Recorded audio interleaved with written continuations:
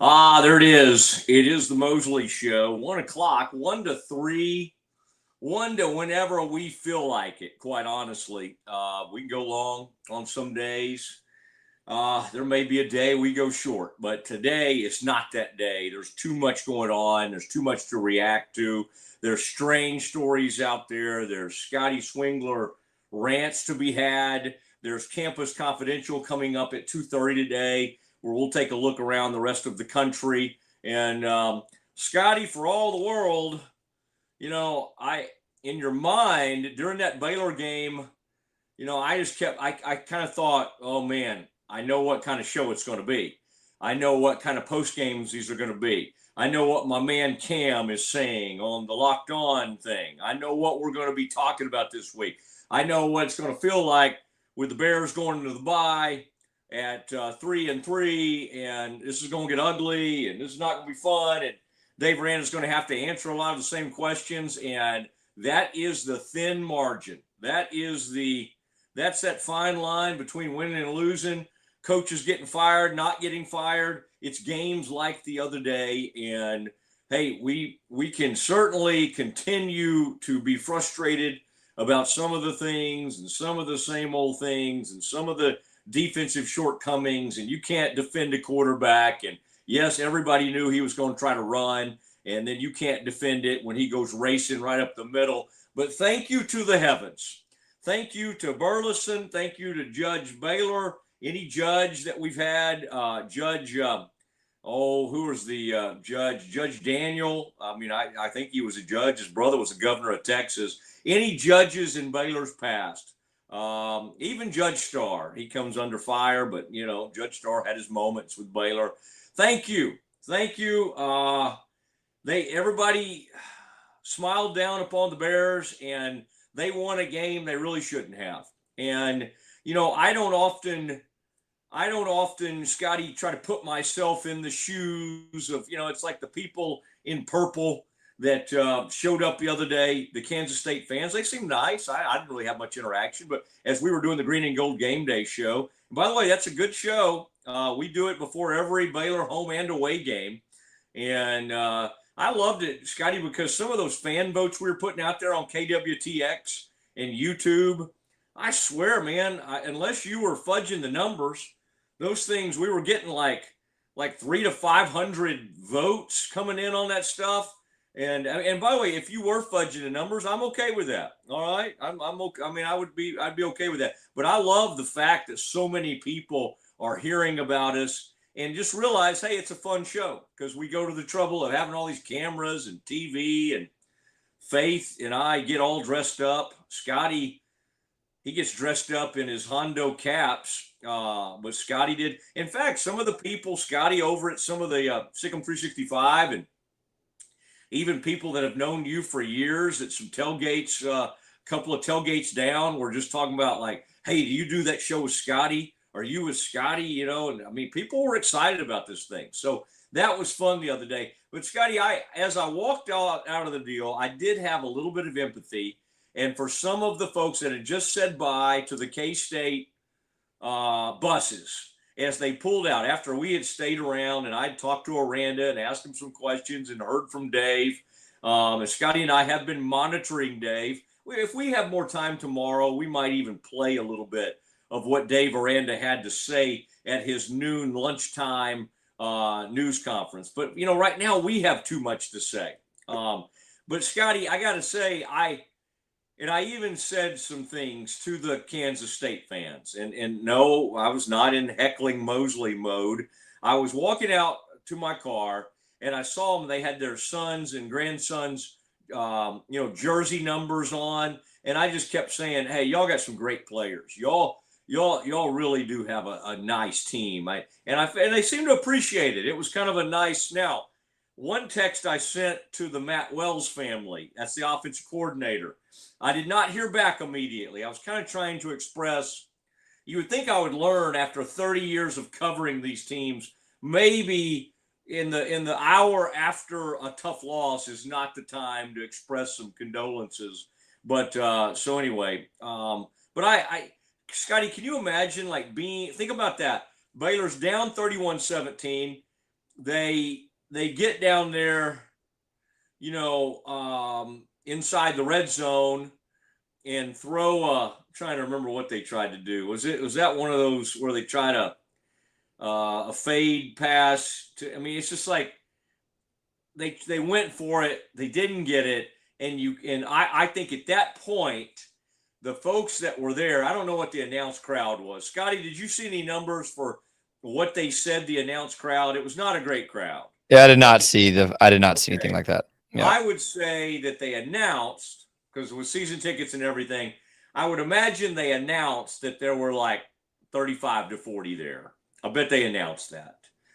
The truth of the matter is, at the peak of that crowd, and I'm talking 20 minutes into the game when everybody's still way into the game and all that, the peak of that crowd was probably 25 to 28. All right. It was not a great crowd. Now on the alumni side, the press box side, there were a decent amount of people who showed up. I thought I know everybody's killing I think the Baylor line's the last place we should be looking on this thing, because I looked over there and they filled up several sections. Should the Baylor line stay to the bitter end? Yes, they should. But I'm not going to come on here today beating them up, because that was a motley little crew. And at the end of the game, they were going crazy over there. And I love seeing them interact with the players. But Scotty, the fans, as I predicted, if they all show up for Auburn, and if they all show up for Arizona State, and you lose those games, they're probably not going to show up for 11 a.m. game against K-State. So, okay, Scotty was ready for the moment. The fan cam. Scotty, what time of the game? Stop it. What time of the game was that? Was that late? Was that fairly late? I believe that was in the fourth quarter. Yes, sir. I believe so. Scotty, that is not my video. I pulled that off social media, sir. That is publicly available for anybody that would like to see it. I know. And I had a good visit with some of the Baylor luminaries afterwards. I mean, if they had lost that game, think about this, Scotty. Like, they're now 4-2. Okay, so let's throw out Samford because nobody cares about that. Like, two of the wins are just miracle wins. They're down. They got no business winning that SMU game. They're on the road. There's 7 or 8 minutes left, and they're down 2 touchdowns. They come back and win the game.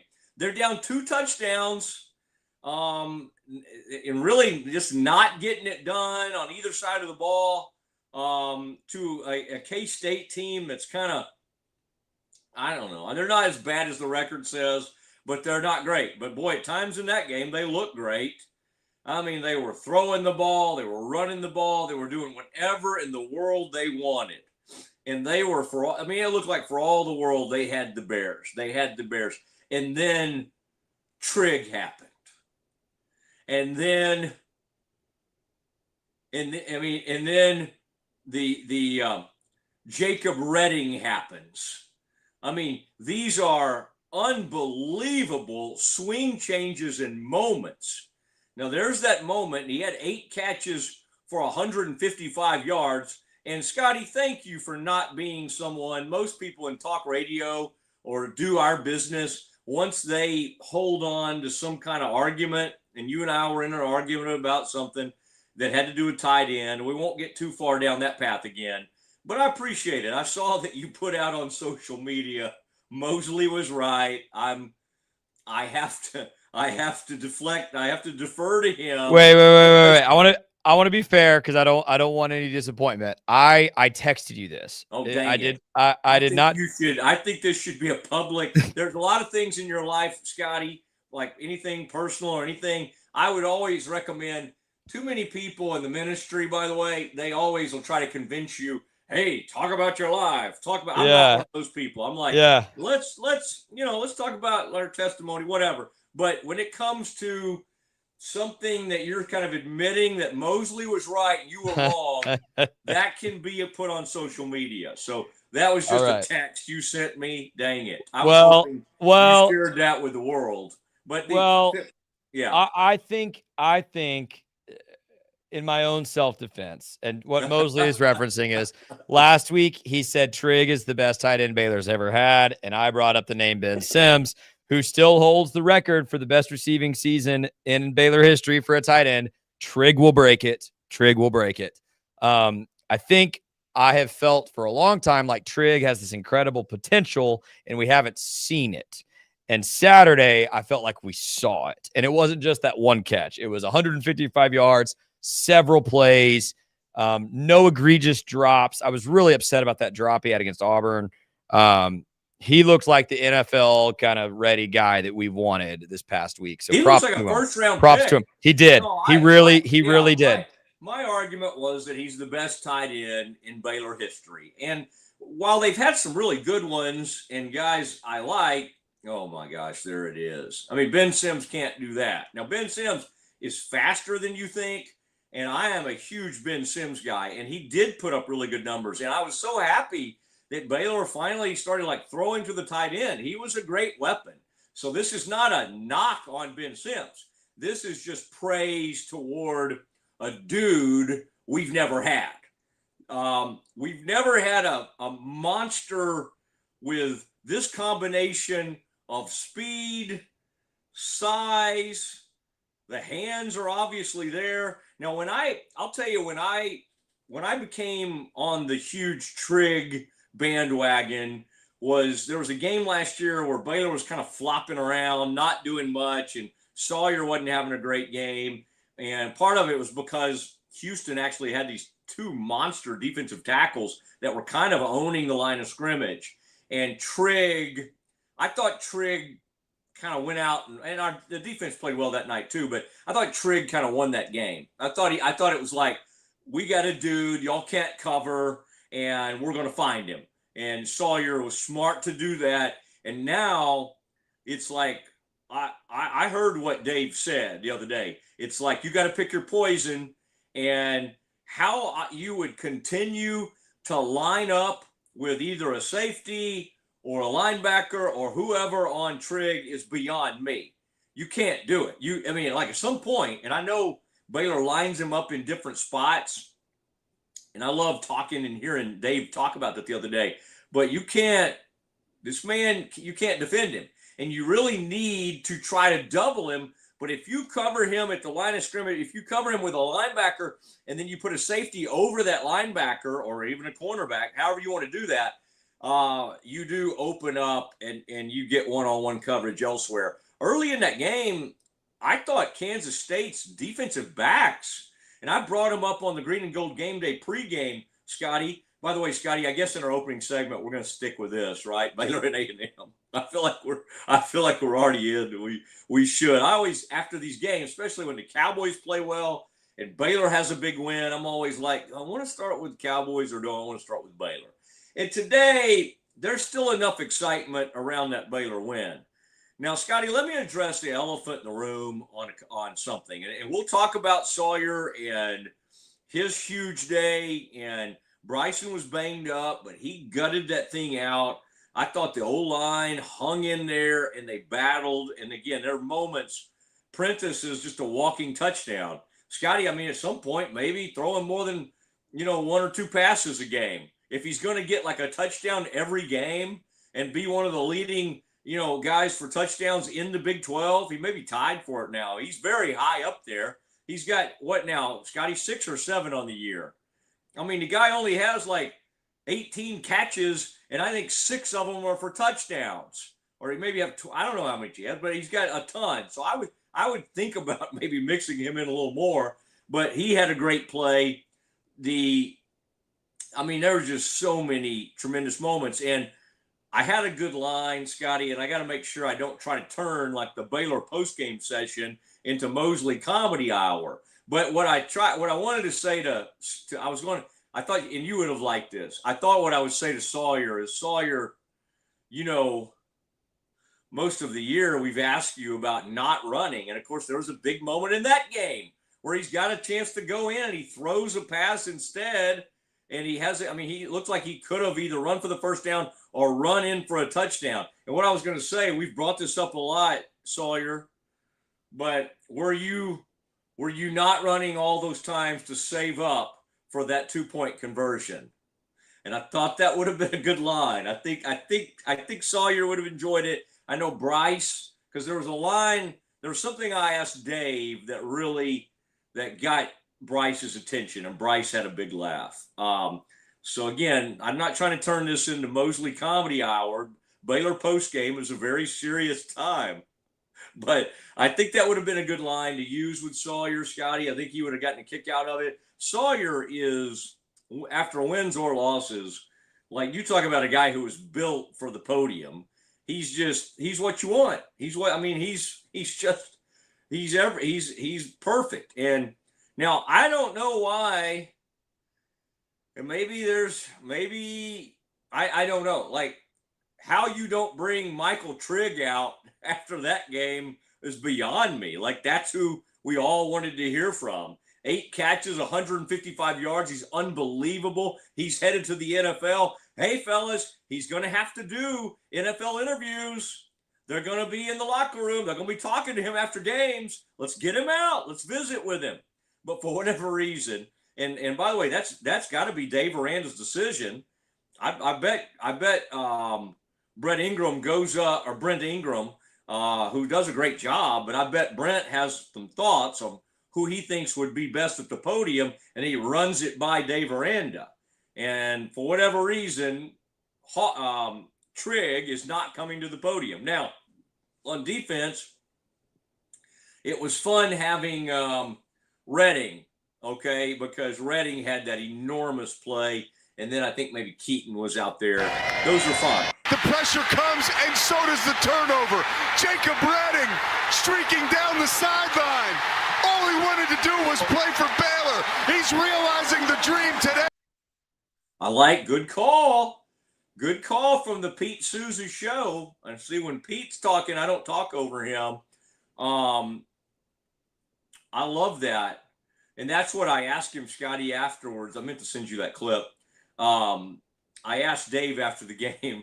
I was just like, okay, here it is again with the sound down. First of all, what a horrible decision by Avery Johnson. 31-25, they're moving in there to salt away that game. 4:20 left. They can kick a field goal. They could go down there and score a touchdown. Baylor could not get off the field on 3rd and 11. They couldn't get off the field on 3rd and 9. Look at that Baylor line. Look at that huge group up there reacting and going crazy, Scotty. It's just unbelievable they threw that ball.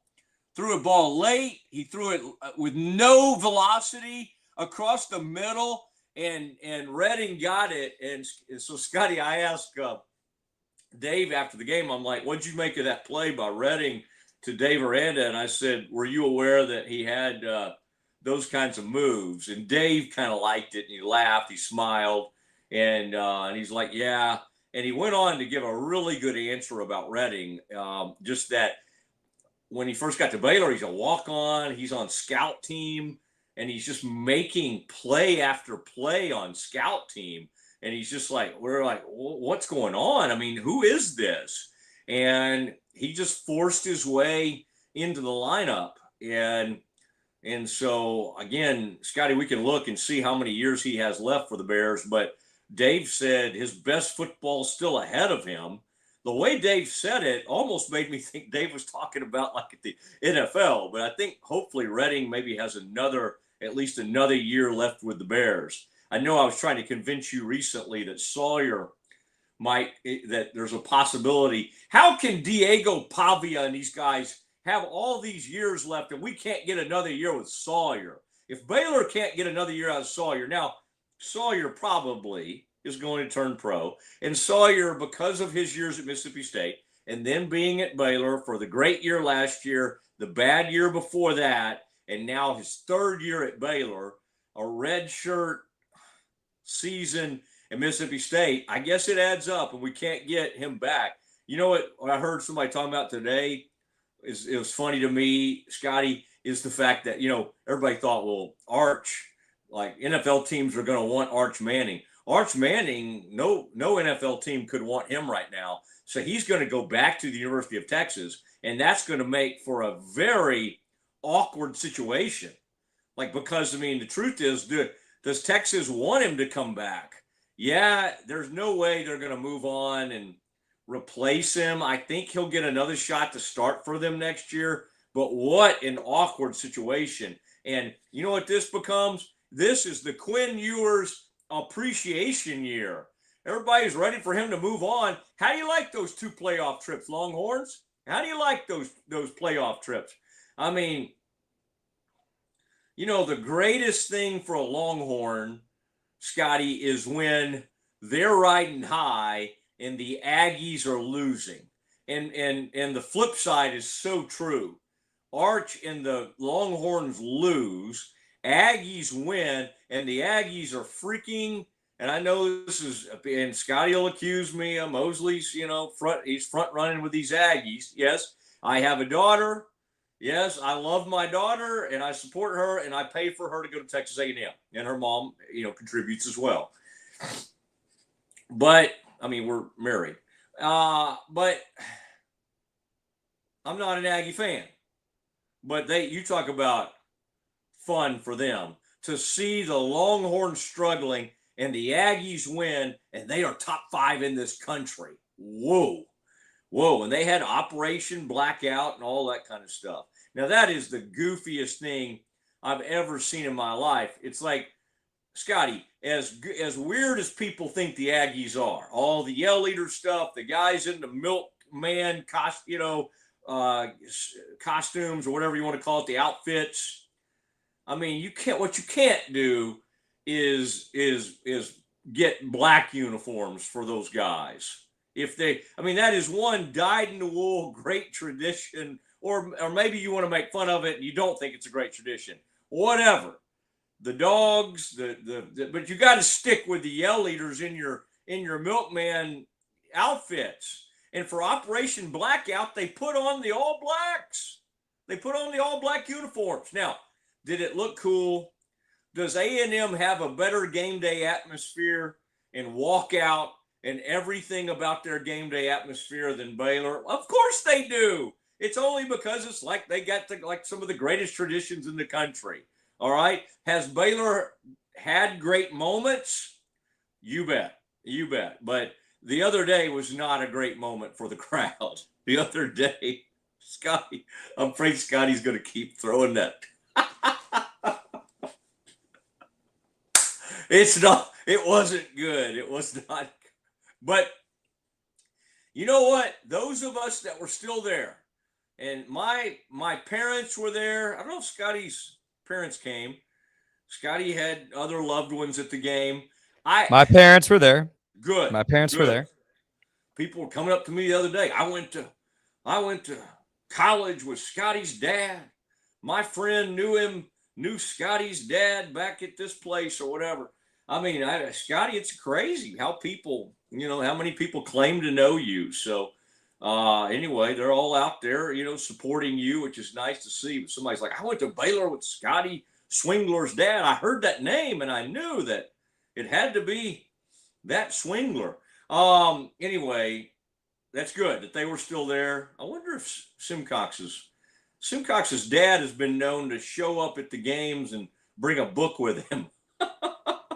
His mom's like a huge Baylor fan. The dad could kind of take it or leave it. And he'll bring a book.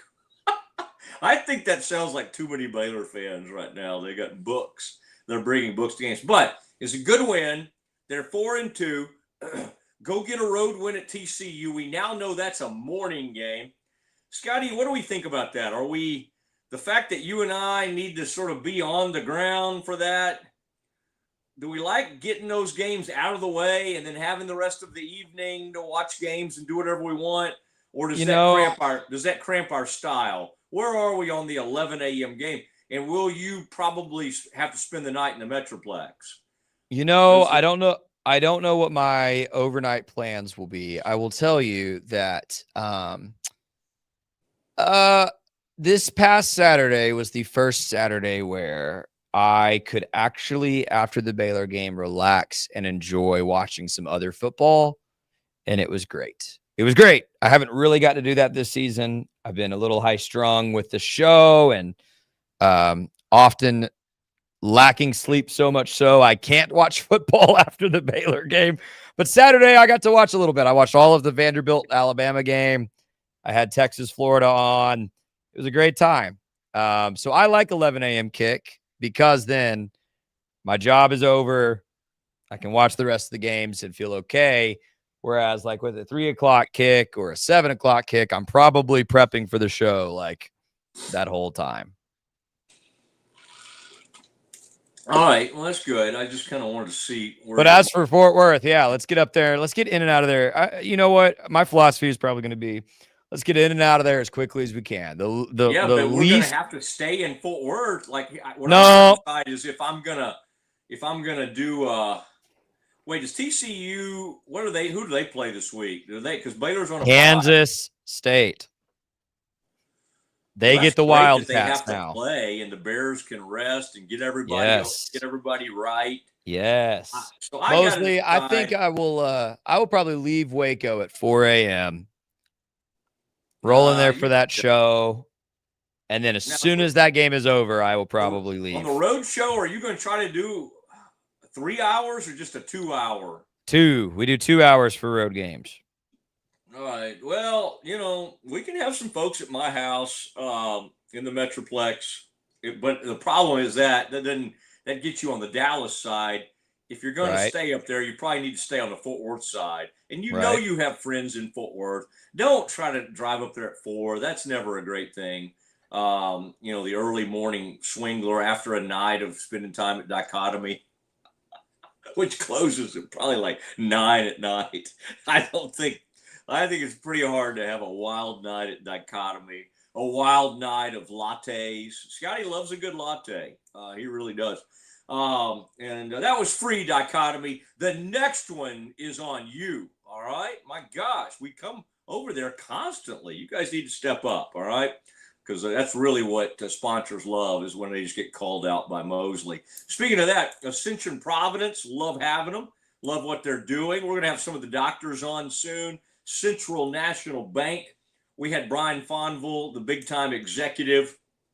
He came on from CNB just the other day, and great to have Central National Bank. You see those commercials, those great Nikki Collin. They're a primary sponsor of Baylor women's basketball, which then gives them the rights to one huge game a year. And I think they sponsored the Arizona State game, and you see CNB ribbon advertising but their main claim to fame is they've been the long time Mosley Show sponsors. And now, of course, Schmaltz in that trivia contest we do every Thursday, sometimes on Fridays, but that Thursday trivia contest, great to have Schmaltz's with us. I had a sandwich the other day, and it was fine. It was last night. And they put it on the menu for me at this place in Dallas called Palmer's Fried Chicken. And because they know I like pimento cheese so much. And so they added it to the menu as an actual thing. And I loved it. I mean, it's great pimento cheese, but no sandwich compares to what they do at Schmaltz's. When I order the Schmaltz, and I get all those Italian meats, and I get the salami, and I get the ham, and I get the turkey, and then I get all the fixings, and then I get that focaccia, or I get the jalapeno bread sometimes, and I get it twice baked, or I get it twice. I have them overdo it in the oven, and then they'll and so Scotty, who is every day in studio, can just wander right across the street. The other people I saw the other night at a post game, Scotty, in addition to people that know you, is Brett Bean, the big time former car dealer out of Mahia, who's a huge Baylor sponsor, and his wife has a wealth management group, Scotty, right across the street at Roosevelt Building. And so I could see the Bean family. They seem to have a major interest in the Mosley Show. So come one, come all. It's great to have you a part of this. Now, Scotty has some big-time stuff planned for Campus Confidential. And, Scotty, what we haven't even had a chance to do, really, and we'll do this in the 2 o'clock hour perhaps, we really haven't had much of a chance to, like, talk about the actual game, like where it went poorly, how Baylor got back in that thing, who made the huge plays, the throws from Sawyer, this was the Trig game. This was the monster Trig game, but this was one of those games that you're just like, I cannot believe they won that game. Hey, Scotty, who's their fourth win? SMU, K-State, Sanford. Sanford is the third one. Fourth win is we won last week at Oklahoma State. Okay. For some reason that was a weird one. That was slipping my mind. Okay. Oak State. Yeah, you did go get the road win at Oak State. You had to do that. They were in a bad way. Oak State continues to fight. Okay. So K-State and Oak State. Now, what I love, though, is now the Bears can kind of go under the radar because everything I see, Scotty, and I know you and Pete are seeing the same thing, Bears are not even listed as contenders. They're not like in the bottom of the barrel Big 12 teams, but of all those contending teams, and I think Arizona State's there, they may leave TCU up there, obviously Tech, BYU, that's your favorite team in the world other than Baylor, you and Pete. But man, that's interesting. Oh, and I sent that thing to you, Scotty, and I haven't said my piece because I want the guy to come on with us, so I don't want to rip him too badly. But I mean, really, we're going to write. We're already saying the Big 12 runs through Lubbock. How many conference games have they played this year? I know they look good. They beat Houston. They beat the Houston Cougars at their place. Ooh, that's a tough place. That's a tough place to play. I mean, what? How many conference games has Texas Tech even won this year? They won a big game against Utah. They went and won a game against U of H. And we're going to write stories that say the Big 12 go. And Mike Craven's a buddy of mine who wrote that for Dave Campbell's Texas Football. But really? We're going to say the Big 12 runs through Texas Tech? How about you win a conference title? How about you do something over the past 20 years other than have Mike Leach have the one great season? By the way, Oklahoma spanked you that year, but with Crabtree. And yes, you won those games. You won 10 games, and we celebrated you forever for beating Texas that night out in Lubbock. But my goodness, the Big 12 runs through Lubbock? Where is this stuff coming from? Just because they spent a whole bunch of money? Hey, I like Cody Campbell as much as the next day. I got a bunch of Texas Tech buddies. I was with them the other night, and I know they're feeling themselves. Oh, my gosh, we're in our bag. But we're barely into this season. This season has, in terms of who's going to win it, who's going to lose it, who's going to the playoff, this thing has barely started. My gosh, we're 3 weeks into the conference season, and we're saying this thing goes through Lubbock? You like my tweet, Matt?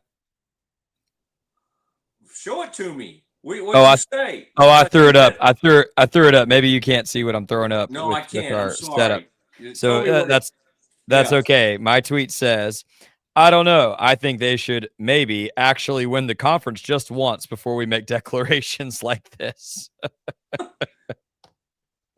I mean, it's kind of like when they said... I'm with you. You texted me that, and I was like, that is an insane statement. Is UT... Well, and I need to read the whole thing, and maybe we'll have Craven on. I mean, Mike's a good guy.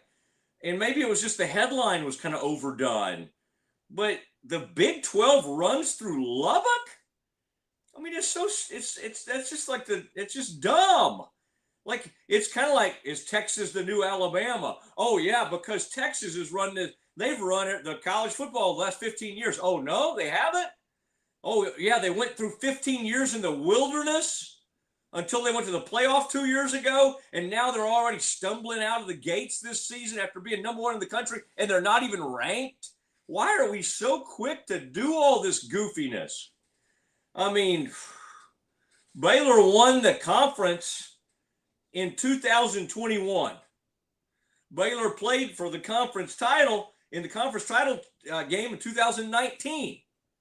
Okay? And I know the Bears have at times fallen on hard times recently. 2 years ago, they were horrible. Last year, they got it rolling again a little bit. But name me the last conference title that Texas Tech has won.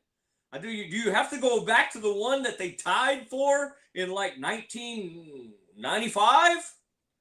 Was that the 95 or the 96 season, Scotty, where there was like a 5-way tie for the SWC title? I'm trying to remember the first year of the Big 12. First year of the Big 12 might have been 96, so that might have been 95. When was the last time Texas Tech won anything?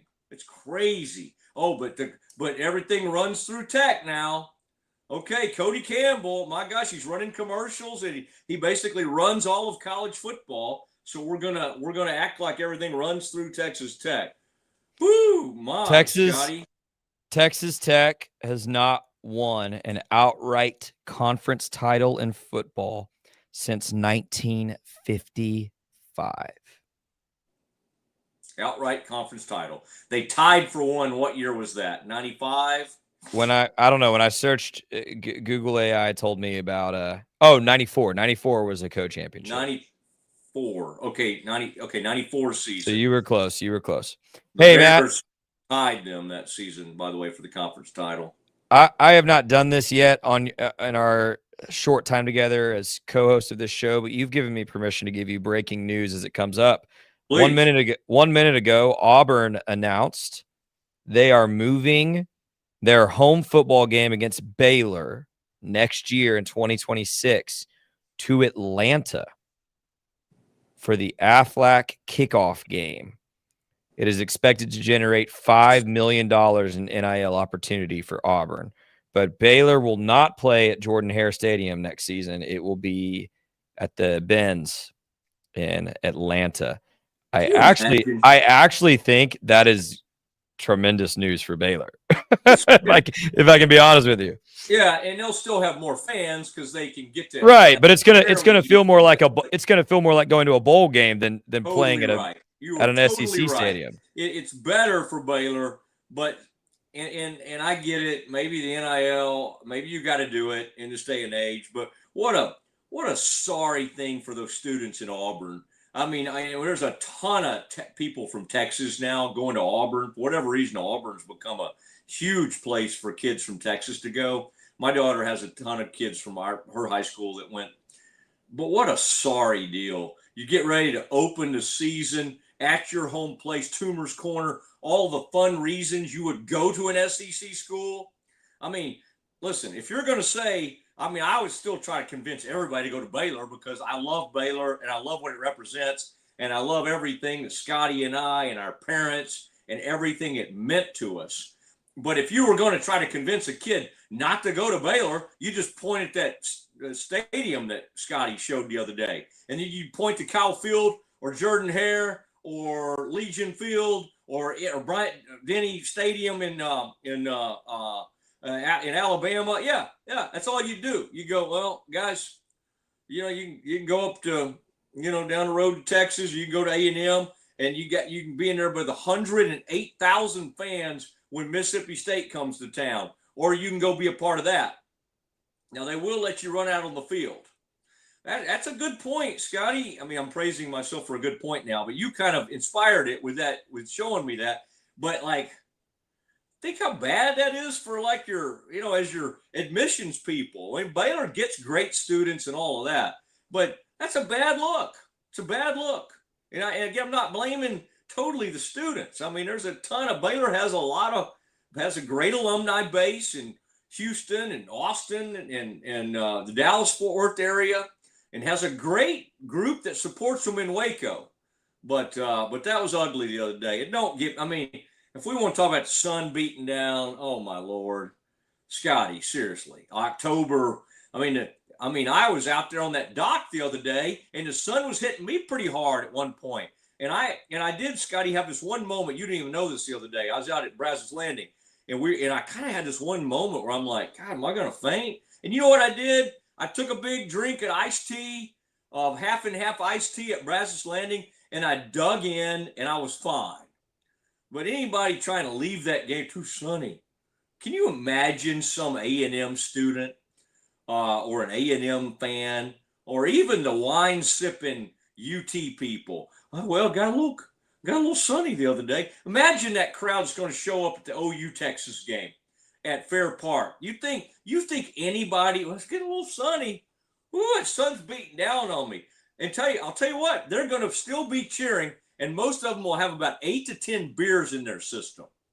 And the Baylor people, I guarantee you, nobody in that stadium has more than 3 or 4 in them. All right, there'll be people at Fair Park, because that's a 2:30 kickoff, that have 8 to 12 beer. And I'm not suggesting you should do that, because I think that's a bad move. But I would say 50% of that stadium will have 8 to 12 beers in their system by kickoff. And none of them are going to go slinking out of there. Oh, my gosh, I'm dehydrated. Oh, I'm passing out. I got to leave. Bad showing. Although, Scotty, when I'm sitting up there in that press box eating on my fajitas or whatever they're serving, and I'm in the air conditioning, I'm not one to really scold the Baylor family. God, that hair's a little rough there, Scotty. I'm sorry. There's a lot of it, but geez, that's a rough look. We got to get that 4K back, Scotty. Can you holler down the hall at the studios and ask them how my laptop's doing? All right, it is time for Campus Confidential. We'll take you around the country, and we'll hear a rant from Scotty Swingler. That is next.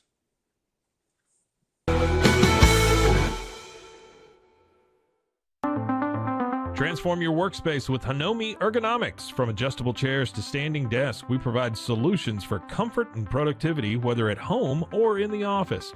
Improve your posture, reduce strain, and work smarter. Visit us at hanomi.co today. That's HINOMI.co today.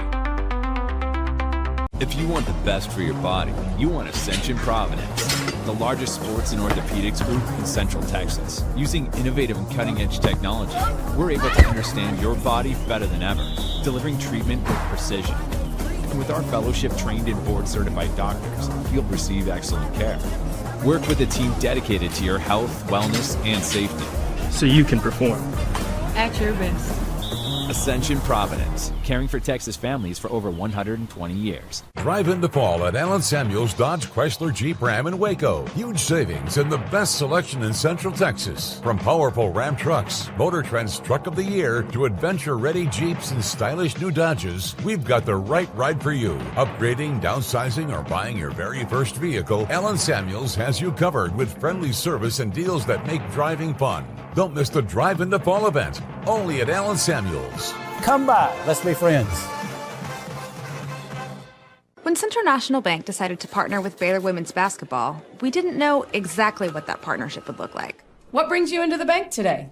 For the last couple of months, I've been noticing a charge on my account, and I would like to block it. I see. So you have a charge? Yes. And you'd like to block it? Yes. I think you should take the charge. What? Yeah, I definitely think you should take the charge. I don't think you understand. Sometimes you just have to take one for the team. Is there a manager available? We love that Coach Collin is all about the team.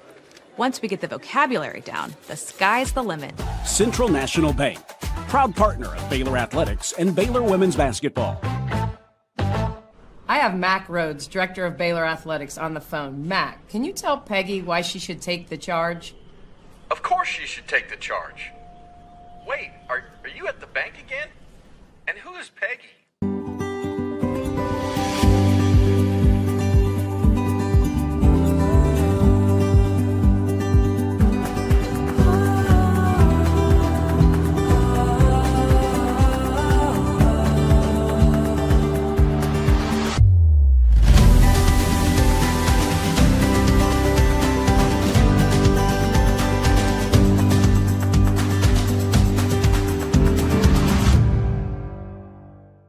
Football is back, and Underdog is the best place to make picks and win money all season long. Playing on Underdog is easy. Just pick whether your favorite players will go higher or lower on stats like touchdowns, receiving yards, interceptions, and more. Get your picks right, and you could win up to 5,000 times your cash. You can play with as little as $1.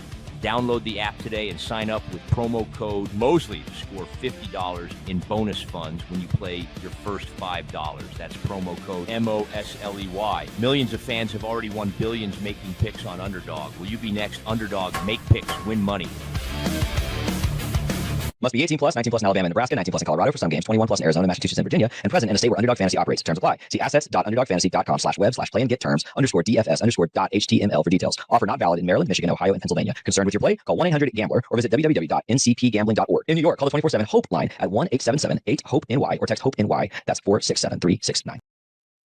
All right, fans, listen, you heard that ad for Underdog, and I'm here to tell you it's not just something scripted that we say. It's something that I play every single week. And last week you heard me share that I won some money on Underdog last week. I comboed a little Major League Baseball, soccer overseas, as well as some WNBA action with Baylor's Odyssey Sims to win some money.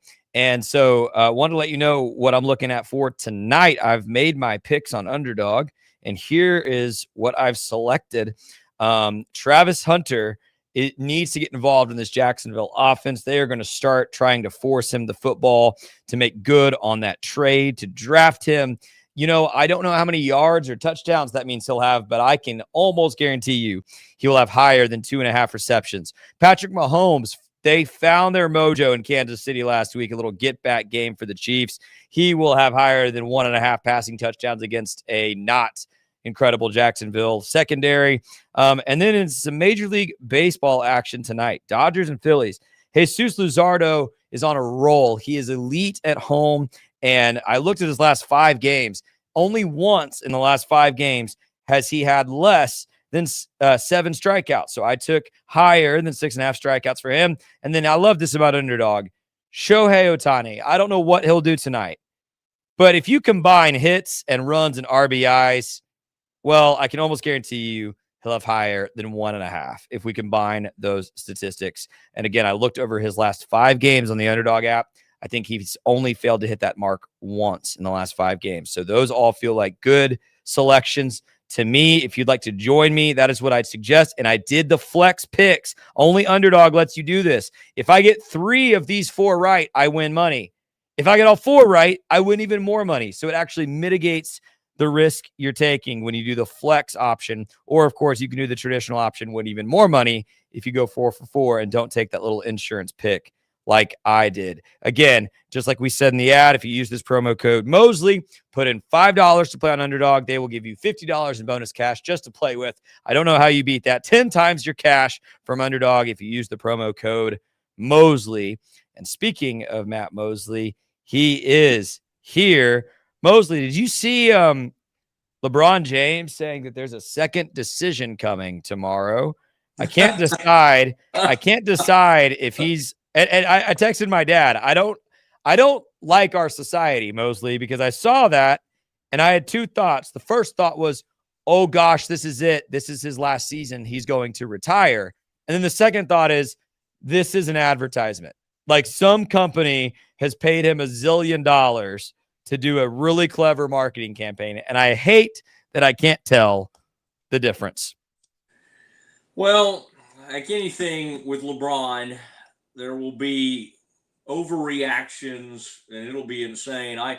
It makes me think of, I think everybody kind of knows there's certain sports moments we always remember. A lot of those happen to do with those of us who support or have covered Metroplex teams over the years. I know where I was for Game 6 against the Cardinals, 2011, sitting behind home plate up in a little media area, and I'll never forget that time. But the LeBron decision, where he took his talents to Miami, famously, I remember exactly where I was, and we happened to be in Colorado Springs at the beautiful Broadmoor.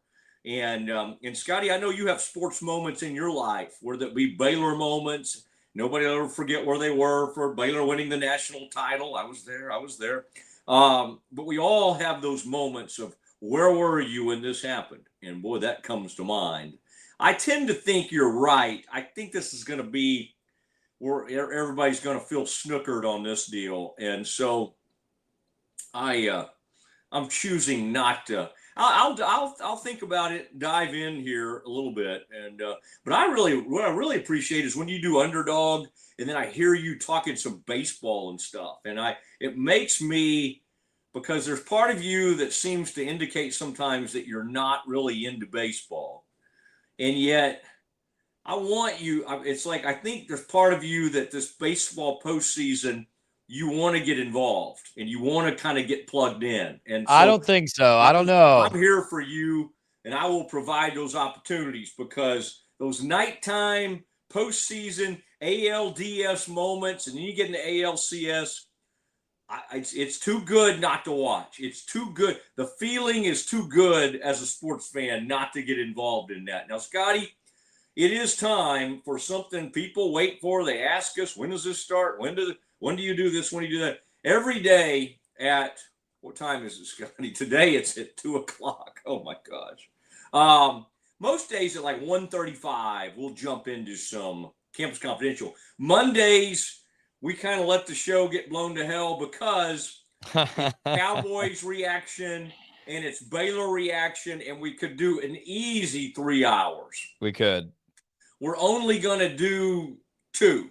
But you know, mainly because Scotty's got other duties, he's got things he's got to do after this. I would just keep going. The weather's kind of nice. I might try to go play some tennis or something. Scotty, let's do some Campus Confidential, and that's where Scotty rips some of the great headlines: college football, college basketball, whatever's going on in college athletics, and we react to that. Scotty, what do you have for us? Well, let's do this. Let's do this in a timely manner, because I know you've got a lot to say about the Cowboys too, and so do I. But man, Matt, this morning was a lot of fun for any of us who are college football fans and we're on the social media sphere. And here's why. And I'm going to take everybody here, and I'm looking at your keyboard there. There you are. Take everybody here through a sequence of events this morning. Follow along with me, dear listener, as I take you through this sequence of events. Early this morning, several reporters put out this information. I've got one of those messages here, that the University of North Carolina staff had been directed by Bill Belichick not to post or repost anything related to the Patriots, which explains why there were no posts about Drake May's performance Sunday night and the big upset win over Buffalo. May, of course, played at UNC. And Matt, it is not abnormal for a university to post when they have a player in the NFL that has a great day. Baylor just did it yesterday with Jalen Petrie. Jalen Petrie had 2 interceptions for the Houston Texans yesterday, made some big tackles. Baylor posted about it immediately, within minutes of these things happening. It is a recruiting tool. It is a marketing tool. It is what you do. It's not weird. UNC failed to post anything about Drake May's big game. This report comes out. So the next sequence of events, UNC starts getting shredded for this. Many talking about it. My favorite tweet, this is just one tweet to represent the many. Josh Pate, North Carolina needs to decide whether they're going to act in the best interest of their football program or Bill Belichick. Scathing remarks from Pate, several others chiming in a similar fashion. Mosley. And then my favorite twist in this whole sequence of events, Matt, the legendary Mac Brown chimed in just an hour later, surely knowing exactly what he's doing, posing with Drake May for a photo. So happy for Drake. Fun to watch him last night do what he did in Buffalo, what he did so many times at UNC. Love and appreciate you, my friend. Don't think Mac Brown doesn't know exactly the optics here of him next to Bill Belichick. And what do you know, Matt? Within minutes of Mac Brown sending this out, what does UNC do? They put out a tweet. within minutes. Drake May pulling off some magic. Where have we seen this before from the Carolina football account? Now, Matt, of course, the reaction to this tweet was, way to go, Carolina. You got bullied. You got social media bullied into celebrating your best NFL player. That's really brave of you. So happy that you could overcome Bill Belichick. Matt, I know that's a lot to that story, but the bottom line is this Belichick thing gets funnier and more absurd and more like a soapbox week to week. It was the Jordan Hudson stuff over the summer. It's the fact that he's lost 3 Power 4 games so far at UNC by a combined score of 120-33. And now it's this. Apparently, don't talk about the Patriots. Don't post about the Patriots. This is a disaster, Matt, for Carolina. This is bad. Yeah, it's an ugly scene, and I don't know if help's on the way. I mean, maybe he's going to end up with a really good recruiting class, but how could you right now? I mean, he's a legendary coach, but let's think about that. This is another deal where he's the butt of jokes. The Jordan Hudson has just been all comedy all the time. And this is what it looks like for someone to really hurt their legacy. Like, compared to this, Urban Meyer letting some young lady sit in his lap and whatever happened that night, Jacksonville, it was embarrassing. But, Urban's the legendary status as a college head coach is secure. So is Belichick's as an NFL head coach. But you still don't want to be just lampooned and lambasted week after week after week. And again, there's nobody. I mean, think about how many answers he had over the years and how great he was. But as we all joke, Tom Brady is not walking through that door. And these kind of petty things. Now, what I would be interested in, Scotty, and I'm sure people notice this, was UNC tweeting about like other NFL players, yesterday, other former UNC players having good. Did you happen to see that? I would be interested to see if their policy allowed them to tweet about other guys, but not about anybody related to the Patriots. Because I think that's probably what the policy was. And now they've had to change it because this is just embarrassing. This is about the 7th or 8th embarrassing thing. I think this is headed, Scotty, to go along with what you were saying. I think they may have to fire him after one season. And the truth is, it won't set him back that much because unlike other coaches who have huge buyouts, and like Jimbo Fisher's buyout at A&M, Sark's buyout at Texas, his was low in case he got another opportunity to be an NFL head coach. There's no NFL teams that should be lining up to try to bring Belichick back. Nobody wants that PR at this point. No. So that's not going to happen. So to your point, I think they may have to fire him. I really do after this season. After one season, how embarrassing! I bet they don't even have to fire him. I wondered preseason if he would make it past one season because I always had a suspicion this experiment was going to go poorly. I wonder if he doesn't just resign as soon as that final whistle happens. I want to believe, Matt, he has come across several times this season as very out of touch and completely socially unaware. I want to believe he's not a total idiot. I want to believe he can look, I mean, especially if they don't make a bowl game, Matt. I mean, Mac Brown got fired and he won 6 games last year. Let's say they win 4 or 5 and miss a bowl. I would hope Belichick could look down at the results of the football season, at the damage to his reputation, at the, I'm sure, exhaustion he's feeling. There's no way he's having fun doing this. He's not an idiot. He's the greatest NFL coach of all time. But to your point, from a personal standpoint, he's really shown some huge weaknesses Yeah. at understanding what's happening. And his family tried to tell him, his kids, and part of it is because they don't want Jordan Hudson ended up with their family fortune. I mean, I get all that, but when all this started going south and embarrassing the entire Belichick family, like, sorry, maybe he's in love, I don't know, but he needed to break that off. Like, he needed to, for the betterment, for the better of the family, that whole thing had become a huge joke, and he'd become a laughing stock because of that whole situation. So the only way you can end one of those situations is you just have to break up and move on. And he didn't do it. And he actually doubled down and still kind of has her around.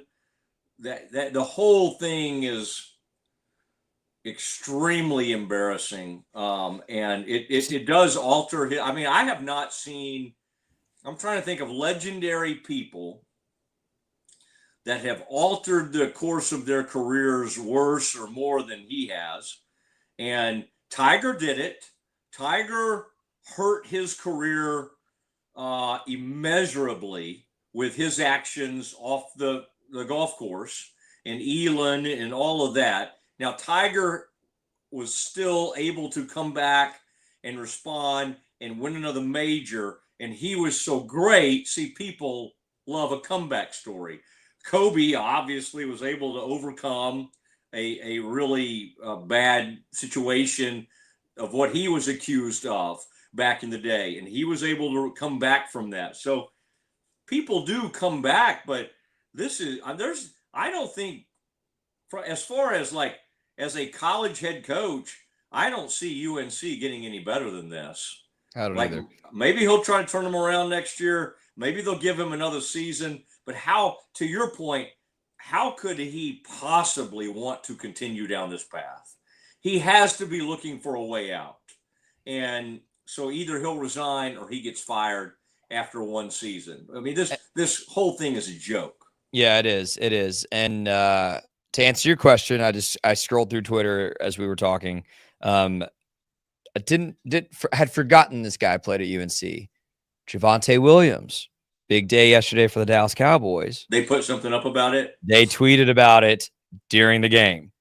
Okay. So to answer your question, yes, with some of that was the only one I saw them tweet about yesterday. But yes, they were willing to post that immediately. And it took a little bit of a backlash this morning to post about Drake May, who had a more significant performance, I would say, beating the undefeated Buffalo Bills as a quarterback. He was unbelievable. You're right, Scotty. He was the story of the NFL weekend. Right. I mean, him going into Buffalo, and then, the history of those two teams, and, Belichick having and Tom Brady having dominated him for years. That, I mean, other than the Mark Sanchez, like, nutcase story off the field, but the biggest on-field story may have been Drake May.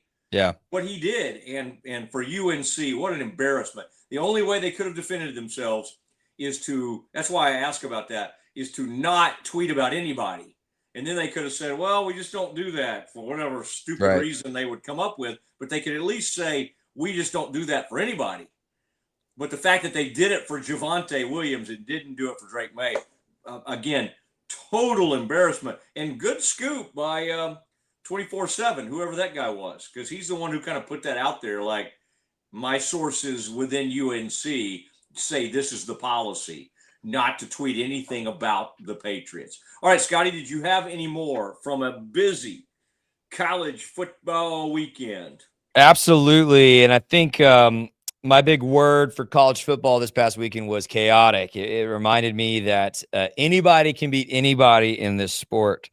And all of these predictions and guessing, these things that we do are just that. They're guesses. Matt, nothing embodying that more than Texas losing at Florida, and even more so, Penn State losing to 0-4 UCLA. A couple of comedic charts for you here. I liked this one from Old Road Texas Tech.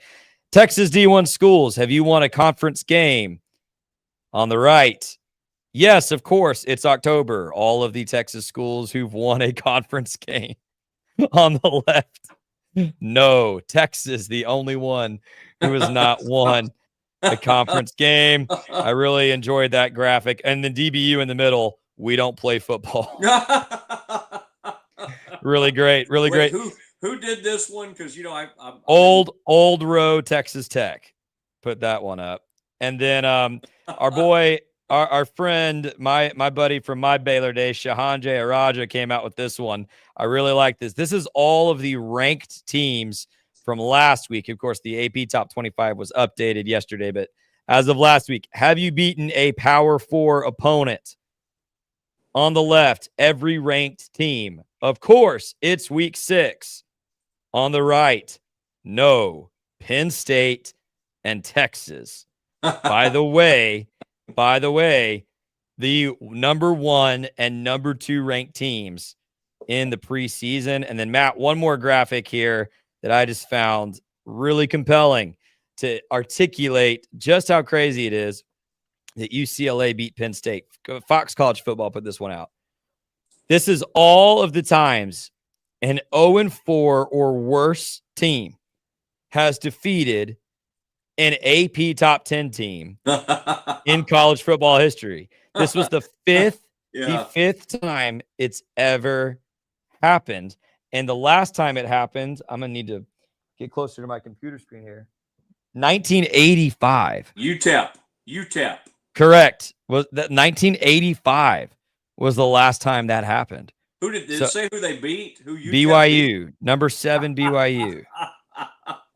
And then in the 50s, 0-4 Tulane beat number 6 Navy, 0-4 Purdue in the 50s, beat number 2 Michigan State. And then in 1941, everybody remembers 0-5 Pitt beat number 3 Fordham.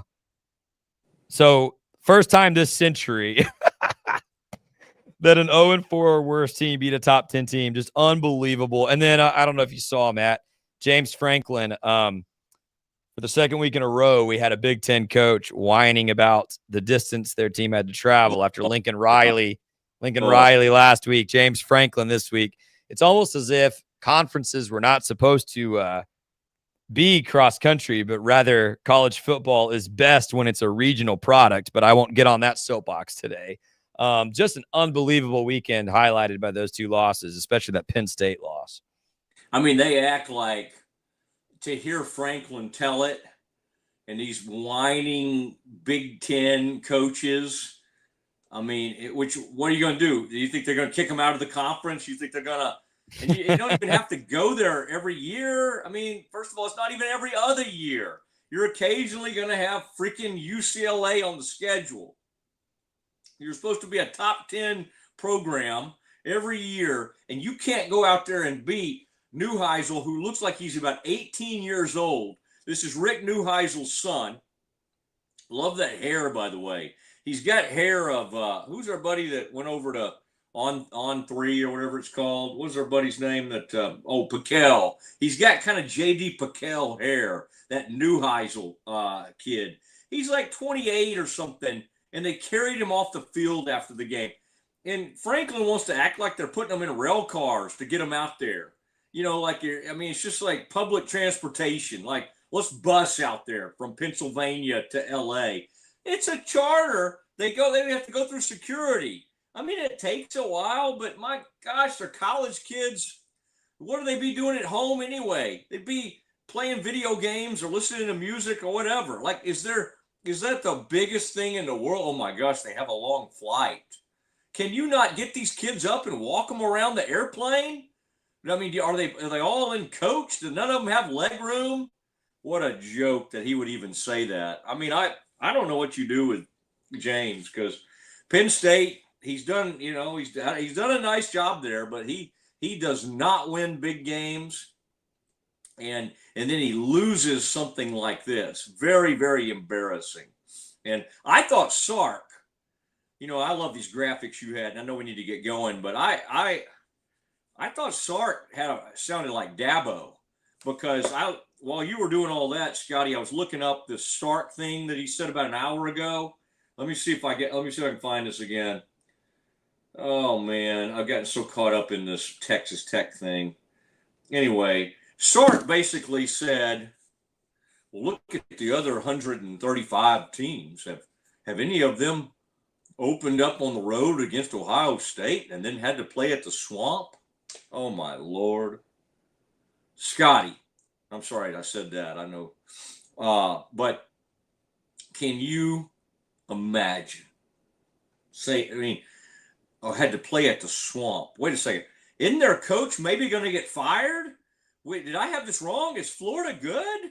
Is this the Urban Meyer Florida Gators? Is this the Steve Spurrier Florida Gators? Did I miss something? Have they bounced back and they're really good? No. This is a Florida team that'll be lucky to get the 6 wins. And whoa, Sark's like, I'd like to ask the other 135 teams if they had to go to Ohio State and if they've been to the Swamp.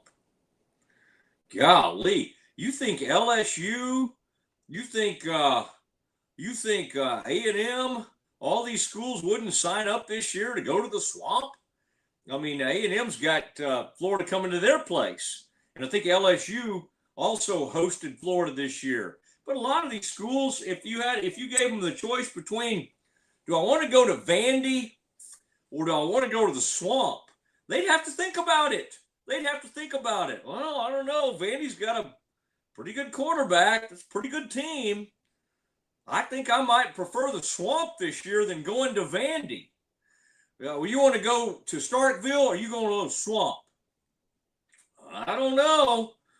May prefer the Swamp to going to Starkville. So Sark he's being whiny like crazy. All right, Scotty, are we good? Do you have one more or we need to roll? Here we can hit this one really, really quick, Matt. Right. You joked with us last week that you were really hoping Baylor did not win another special team or Big 12 Player of the Week, but I am pleased to announce Connor Hawkins is a Big 12 Special Teamer of the Week after his game-winning 53-yard field goal to help Baylor defeat Kansas State. Props to Connor Hawkins, Big 12 Player of the Week. Love him. And I love that K-State kicker just kind of deciding he needed to push that thing low to have any chance. And old Cooper Land's got a paw on that. And Bears had a lot of guys in the middle of that deal there. We got it right here. God, I love that. Scotty, it's just Johnny on the spot. It's almost like he should be in TV or something. Oh, let's take a peek at this, Scotty. Okay, I like this. This reminds old Baylor fans of Max McGarry back in the day. Used to be kind of a kick blocking specialist. Look at that. You had guys up high, but it wasn't that guy who blocked it. It was Lands came in low, and he didn't even have to. He got the paw up. All right, let's take another peek at this. Where's Lands coming from? Right. He's right in the middle. Yep. Low man in the middle. Boom. Yep. And got through there. You could see him get through the 2 blockers there. And what's crazy, Matt? I really, and it's wishful thinking also. I think if Lands hadn't gotten his hand on that, there were 2 of those dudes behind him who might have. Maybe, because the elevation, the execution on that by multiple people on Baylor's special teams unit was great. Good kick blocking, and then good field. I mean, I didn't feel. I mean, nothing against Connor Hawkins because he already hit like a clutch 53-yarder in another game this season. Was that Arizona State? I mean, or one of the games he hit a huge field goal. But I can't say that I just felt great about that kick the other day. And that guy just, I mean, Baylor has not. Mayer hit that one, Scotty, you remember that a few years ago, to put that game into overtime at TCU. And that was a huge clutch kick by Mayer. But Baylor does not have a lot of clutch long field goals over the years. Jeff Ireland made a 46 or 47-yarder at Colorado back in '91. That was a big one. And I know, they've had a few, but I mean, it's far and far. I mean, there are not a lot of guys that have made 50-yard clutch kicks. And Hawkins has made, Scotty, real quick, what's the other Hawkins one that he made? Was that clutch or was that earlier in the game? Did he hit another 53-yarder, but was that earlier in the game that he hit that in one of those games? I thought it was against SMU to send it to overtime. Am I crazy? No, because they hit two. I think they had two back-to-back touchdowns to send that game into OT, and then it went into they went into overtime. Maybe SMU missed a field goal somewhere along the lines, but SMU missed a couple field goals. Yeah, but I don't think he had a long kick to send that game into overtime, but he did have the kick to win that game. Okay, I'm just trying to think when he had that other 53-yarder. It might have been. Anyway, this was unbelievable. That everything riding on that game, have to have it, and he nails it. And so you're right. He had a 53-yarder against Arizona State early in that game. Okay. Yeah. I knew he had a long one. I was just trying to make sure we had the right one. Okay, Scotty. Now we've reached the Cowboys portion of the show. This is a show all Baylor people should watch because we are dyed-in-the-wool Baylor people. We got reactions to everything. We got college football like you can't believe. So you got about an hour and 20 minutes of that to start the show. Now, we also, after many years of me covering the Cowboys, we are about to hit you with our Cowboys knowledge, our Cowboys takes. And why did Jerry Jones, why did he flip off the crowd at the Jets? It's hard not to, honestly, when you're playing against the Jets. That is next. If you want the best for your body, you want Ascension Providence, the largest sports and orthopedics group in Central Texas. Using innovative and cutting-edge technology, we're able to understand your body better than ever, delivering treatment with precision. And with our fellowship-trained and board-certified doctors, you'll receive excellent care. Work with a team dedicated to your health, wellness, and safety. So you can perform at your best. Ascension Providence, caring for Texas families for over 120 years.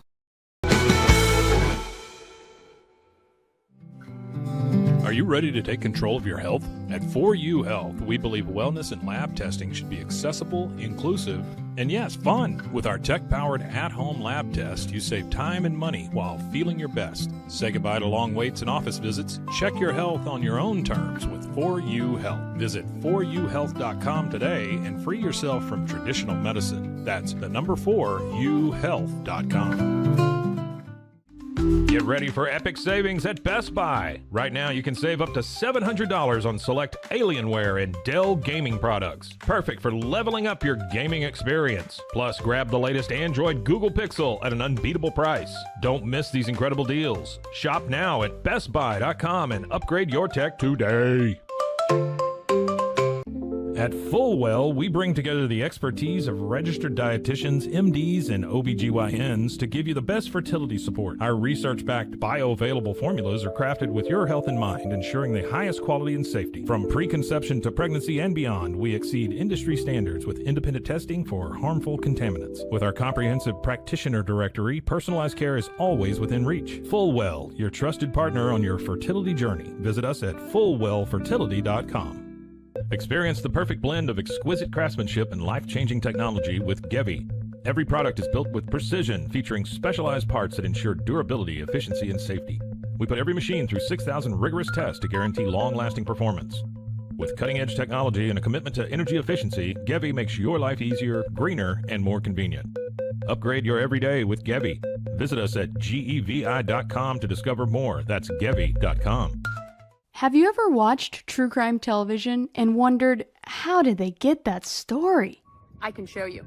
I was a producer for 48 Hours on CBS News. In my exclusive tell-all book, I'll take you where no audience has ever gone before. Don't miss out. Secure your copy of Killer Story, The Truth Behind True Crime Television today. Available everywhere books are sold. With San, owning iconic furniture no longer requires paying a premium. We use the finest materials like Italian top-grain leather, known for its durability and luxurious feel, and apply meticulous attention to detail in every piece we create. Our replicas are crafted with the same care and precision as the originals, but a price that makes them accessible. With over 15,000 satisfied customers worldwide, we've proven that high-quality furniture doesn't have to come with a high price tag. Explore our collection today at san.com. At Covers & All, we've revolutionized protective solutions with cutting-edge, customizable covers, tarps, and curtains. Using advanced tech fabrics that are 100% waterproof, UV tear, and abrasion resistant, we ensure lasting durability with hand-sewn double-stitch seams. Our commitment to quality, precision engineering, and customizable options is unmatched. With vertically integrated operations and express shipping, we deliver premier protection at affordable prices. Visit coversandall.com today for the perfect fit, guaranteed to last. We haven't been looking for you. Wake up. Hellhound Country, available anywhere you get your podcasts.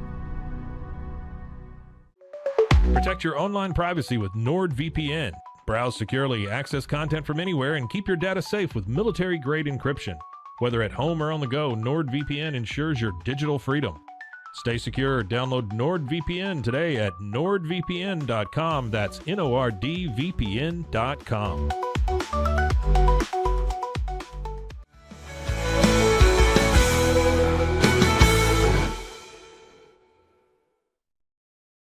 It's Matt Mosley Show on the Rogue Media Network. And great to yesterday, also on the Rogue Media Network, I had the Doomsday Podcast with Ed Werder, Glenn Stretch Smith, and had a really big response to that, and always fun to do after the Cowboys win. Scotty Swingler with me as always. Scotty, I'm having a hard time getting away. I was just trying to read when we were at break the whole Mike Craven story to see, well, maybe it's just kind of a weird headline, to that Texas Tech is, now filling the vacuum that Texas and Oklahoma have left. And I mean, I'm reminded that Texas for about 14 years was wandering around in the wilderness, and through hires of Charlie Strong and Tom Herman and Sark at first. I mean, let's not act like they were running the conference, but a story is suggesting now that Texas Tech runs the Big 12. And then I read the story, Scotty, and it's like they are the new bullies of the Big 12. And as Scotty tweeted, it's like, could you actually maybe win the conference before we say that everything runs through Lubbock? And I think that's a fair point. I even think Joey would agree with me on that. I mean, what in the world have they done? They beat Utah on the road. Good win. We don't know much about that Utah team yet. And there's no other non-conference wins. They had no impressive wins. Those were against bad teams. Oregon State's horrific. And then they beat Houston, University of Houston in Houston, and half the crowd was Texas Tech, which is great. Good for them for bringing a bunch of fans and filling out that stadium.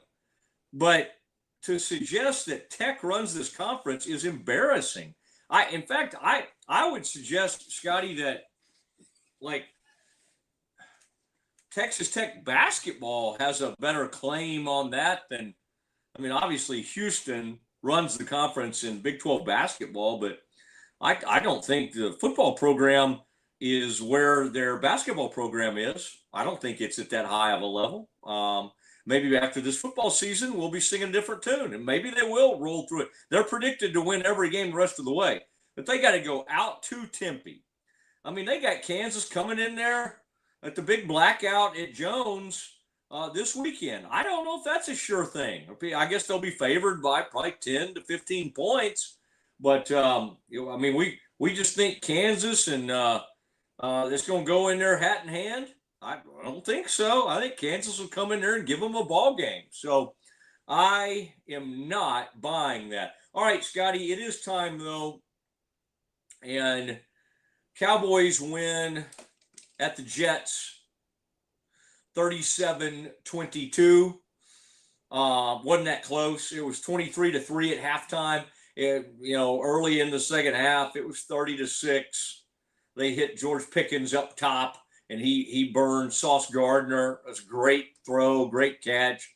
I mean, you had so many stories in that game. Now, let's not, of course, what happens with Cowboys writers and everybody that covers the team is just like, okay, now you can start talking playoffs again.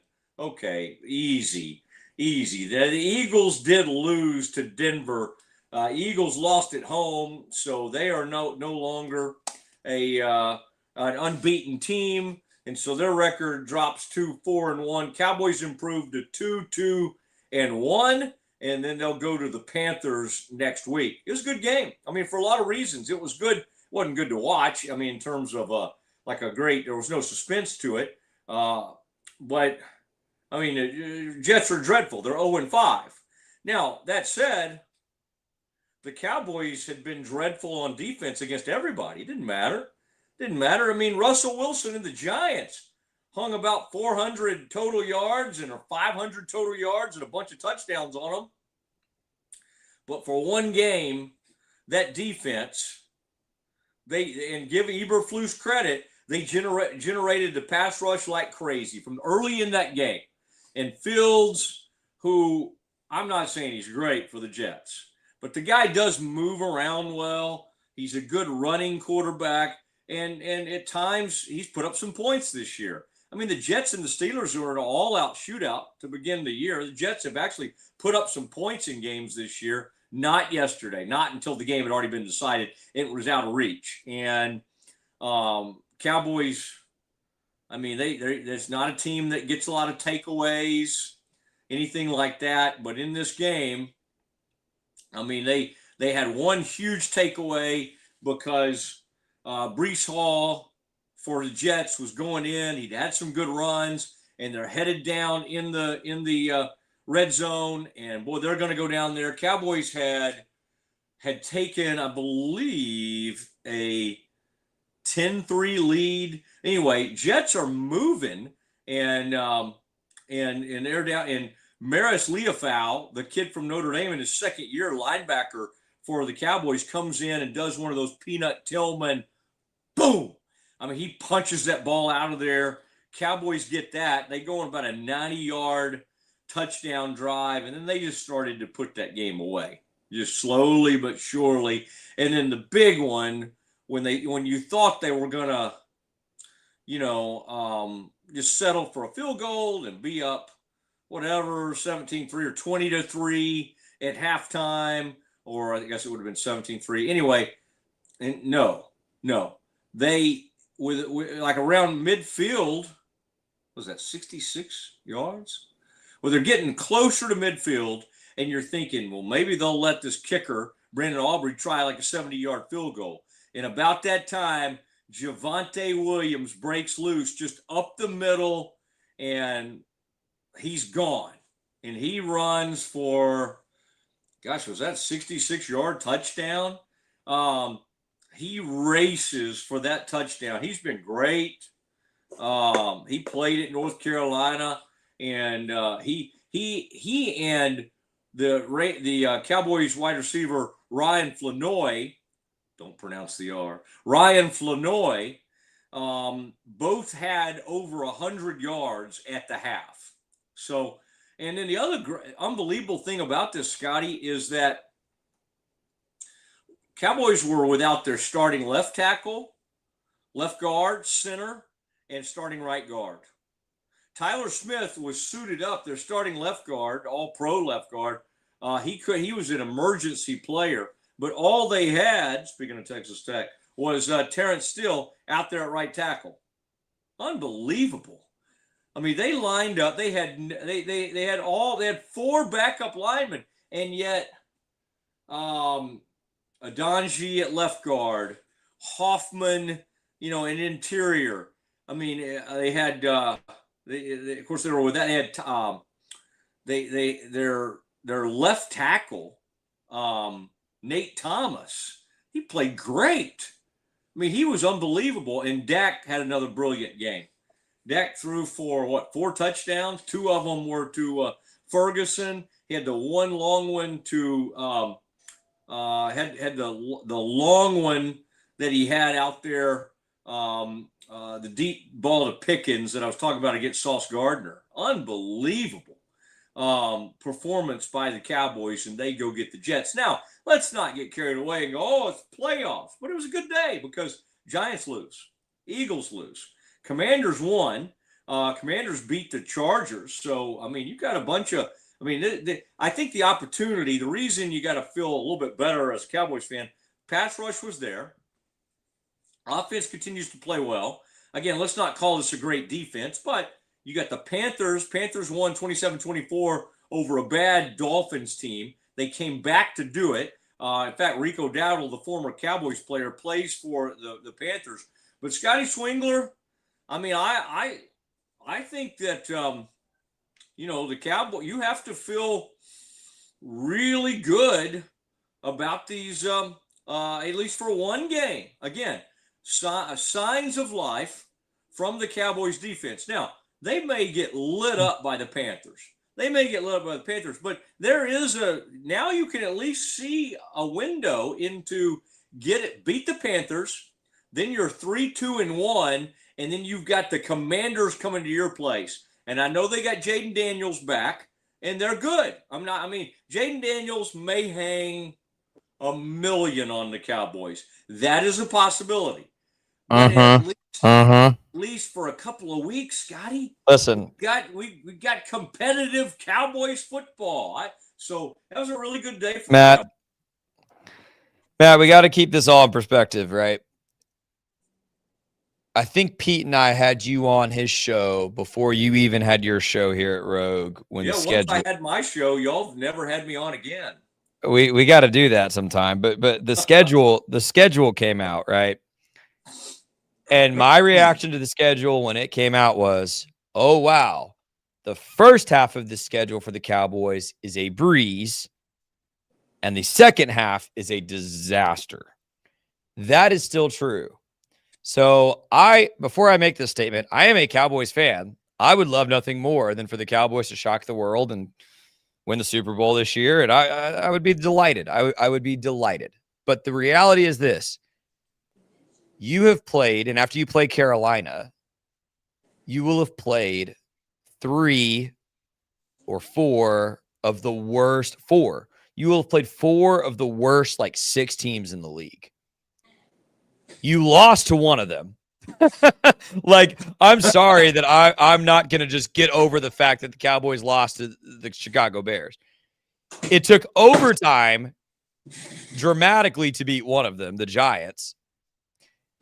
I'm not impressed by beating the Jets. They are 0-5. Not even the Saints are 0-5. Even the Saints got a win yesterday.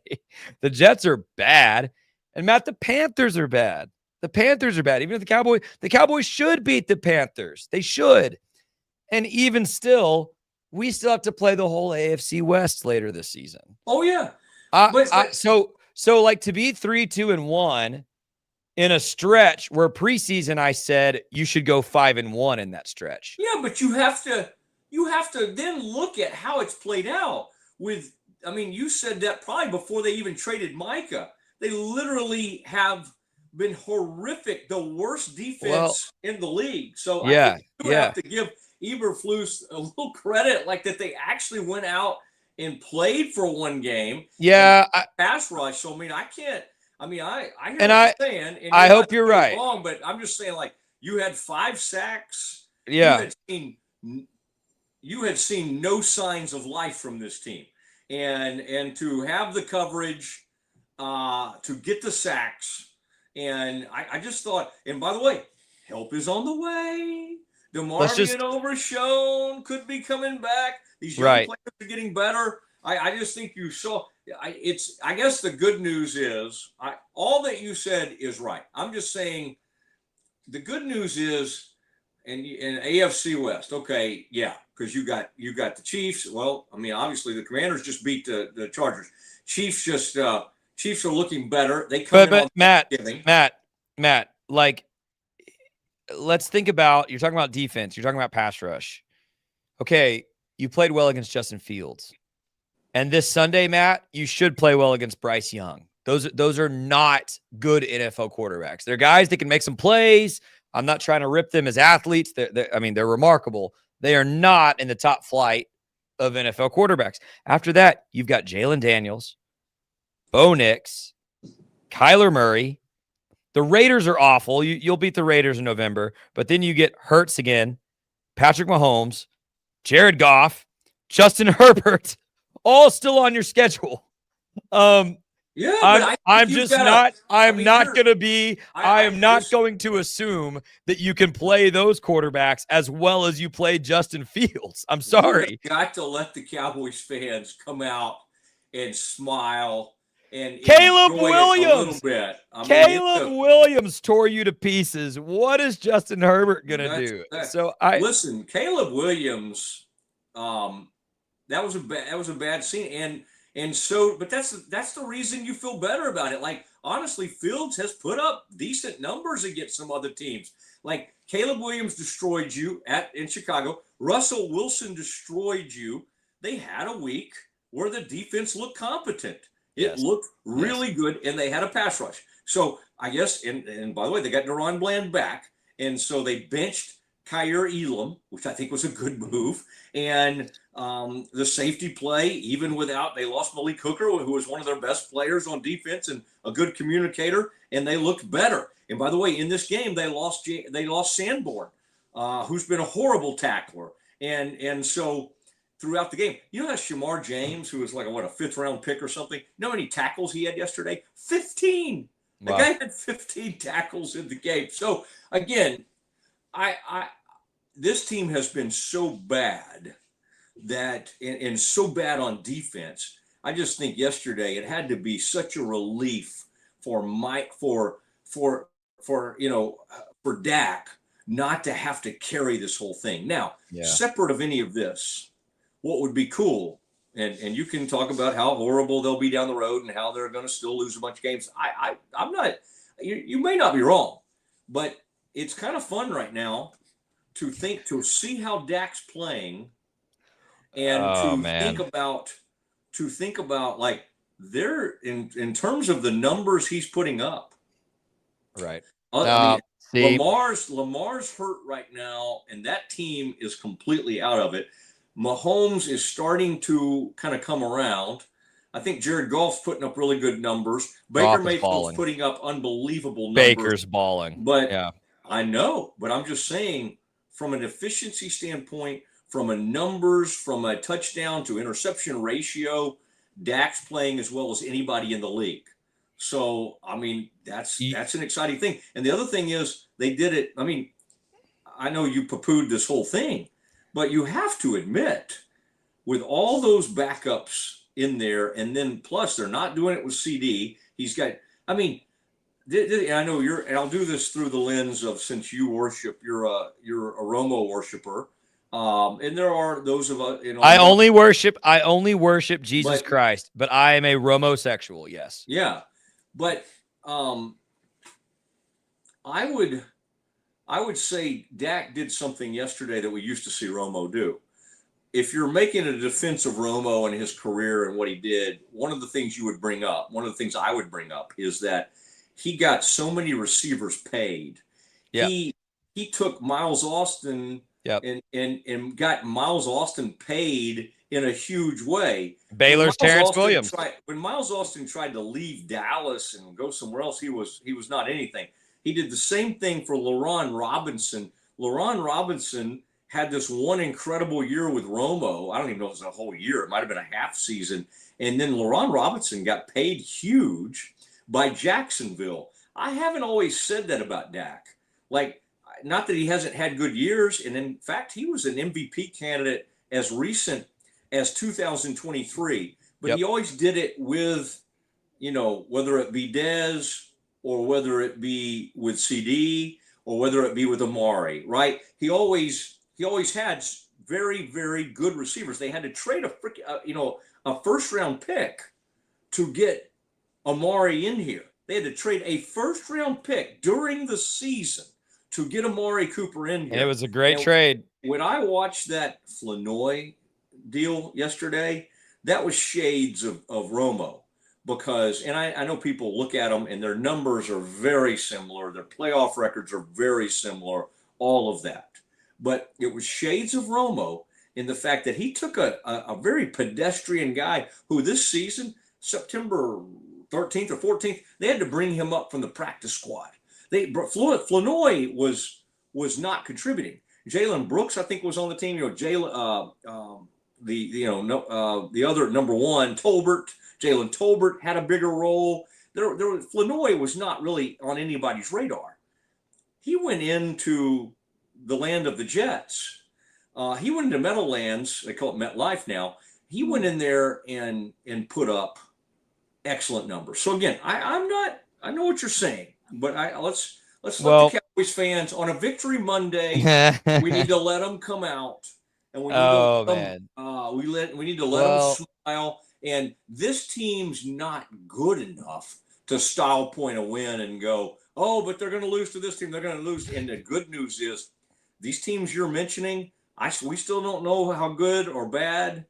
We don't know how good the Commanders. With Jaden Daniels back, yeah, that's probably a good team. That dude threw a couple Daniels threw a couple passes yesterday. And I'm going to do it again. You used this term earlier. I'm going to poo-poo on your thoughts here a little bit. Jaden Daniels threw a couple passes yesterday that reminded me why I don't like how much we're paying Dak. That dude is crazy. Yeah, but Dak has better numbers than him this year. Dude, okay. So Matt, here I had a long text conversation with a buddy about this yesterday because I am put it up on the graphics. Can you put the whole yeah. Maybe tomorrow if you still want it. Because he's harassing me because I have been a vocal. We are overpaying Dak and need to move on person. Yeah, I mean most everybody. But here's the deal. Here's the deal. We have seen this script from Dak before. He is playing his best football since maybe his rookie year. I acknowledge that. He has played very, very well. I give Schottenheimer a lot of credit for that. I think he clearly understands Dak's strengths and weaknesses and how to put him in these positions. But Dak, to his credit, is making the throws. He's making the throws. He's making the plays. He is playing well. But to my point earlier, Dak has made a living. Dak got the biggest contract in the NFL, putting up monster numbers against bottom half of the league teams and choking away playoff games against great teams. My concerns with Dak Prescott have never been, can he throw 4 touchdowns against the Jets? Because the answer has always been yes. My concerns with Dak Prescott are threefold. Primarily, he's overpaid. Secondarily, he's injury prone. I want to see him get through this season healthy. That would actually be way more encouraging to me than any numbers he could put up. If he just makes it through the year, I would be delighted. Third, I want to see him win a playoff game. Unfortunately, I don't think this team's good enough to make the playoff. And if they do, I do not think he is the guy to carry this team through a playoff game after what I've seen in every playoff game he's played to this point. All right. I mean, honestly, he was really good in 2023 and was in the top 3 even going to that late in that season, he was considered for MVP. And I don't think it's completely, there's some stuff I agree with. It's hard to dispute the playoffs. He was great against Tom Brady and the Bucs in that one playoff game. And in one of the playoff games they lost early in his rookie season, he was honestly great in that game. And they won against the Packers his rookie year. I think it was. They lost that game to the Packers. He was great.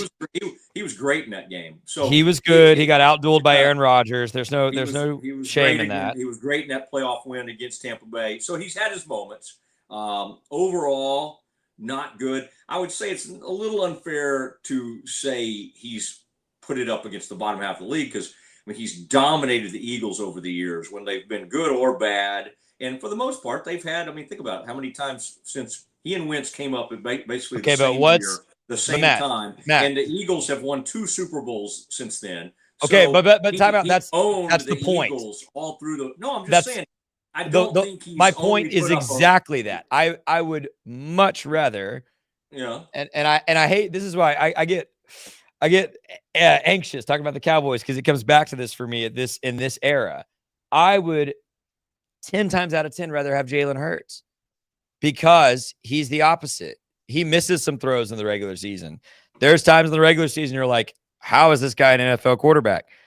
But that dude has played his 2 best football games of his life in the Super Bowl. He's been unbelievable. Unbelievable. He was so good in the Super Bowl twice. And I don't think anybody would make the argument they would prefer Dak right now over Hurts. I think you could make an argument they've done a way better job of putting more around him. My gosh, the arrival. They have that roster is great. Transformed, that team. The only thing I was countering is that to say it's just the bottom half of the league that he's put up all his numbers, I don't think that would be quite accurate. But this season it's accurate. I mean, outside of the Eagles. I was kind of talking about his whole career, but that was, oh my gosh. I mean, it's unbelievable, Scotty. We did 2 hours and it felt like it was like 10 minutes. Which Matt, let me hit some of these comments real quick. We've had some chatter and we haven't been able to acknowledge it. Dylan Kyle's been chiming in this whole Cowboys talk. I liked these 2 comments. One, he said it's a bit of both. When I was talking about the Jets being so bad, the Jets are really bad, but the Cowboys could be hitting a stride. They were super injured, and if they were also terrible, they wouldn't have looked good against New York. Fair enough. Like, both can be true, right? The Jets can be bad, and the Cowboys could be figuring it out. And then I did want to answer this question. So if they somehow sneak into the playoffs and lose after you said the team is nowhere near good enough, will you hold it against them, Scotty?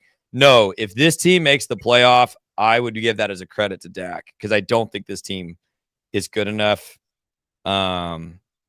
This would not be a year I would hold a playoff loss against Dak. This is a poor Cowboys roster, in my opinion, compared to some seasons past.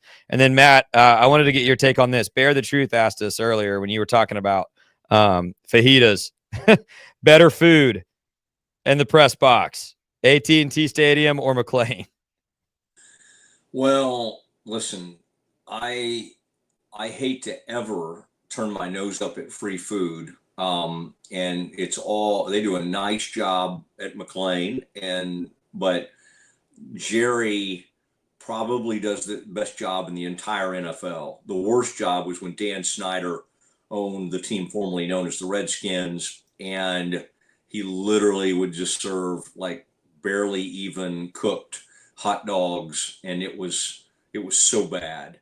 But Jerry has like a huge pregame spread with every kind of carving station, every kind of meat, every salad you could want, the mac and cheese, the grits, the cheesy grits, like a tremendous spread, followed by at halftime, an entire set change of the nachos as well as taquitos and more of what you'd, maybe a little snackier, but still a whole huge new meal that comes in and replaces everything.